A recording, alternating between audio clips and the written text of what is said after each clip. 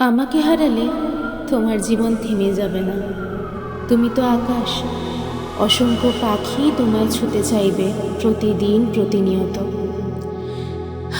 ভালোবাসা জীবনে একবারই হয়, কিন্তু আমার জীবনে দুবার হয়েছে।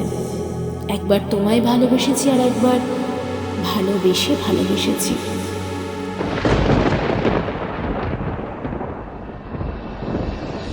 সময় হলো আপনার আসার?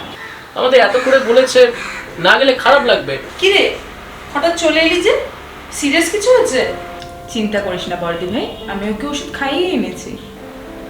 শ্রীমন্তী কনসিভ করেছিল। জানেগা, আর একটুর জন্য উনি বেঁচে গেছেন কিন্তু। So finally hour plan is successful. একজন আমার জীবনে এসে শুধু আমার নয়, আমার পুরো পরিবারের মান সম্মান সমস্ত ধুলোয় মিশিয়ে দিল। আই লাভ ইউ দীপু, খুব ভালোবাসি তোমাকে। বিয়েই হয় কথা, সে রেজিস্ট্রি হোক আর সোশ্যাল ম্যারেজই হোক। আর আপনি থেকে তুমিতে কবে আসবে? আমার তোমার সাথে কোনো কথা নেই দীপ্ত। Just shut up. আমি বড়দি ভাইয়ের মুখে শুনেছিলাম ওই ছেলেটার তরফ থেকে নাকি একটা মেসেজ আসে দি ভাইয়ের কাছে। প্লিজ এই ব্যাপারটাকে নিয়ে না বেশি জল ঘোলা করো না। হাজার জনের সাথে মুখ মারিয়ে এখন তুমি আমার বোন মানে রাজশ্রীর সাথে যখন ঠোঁটে চুমু খাচ্ছ। Shut up.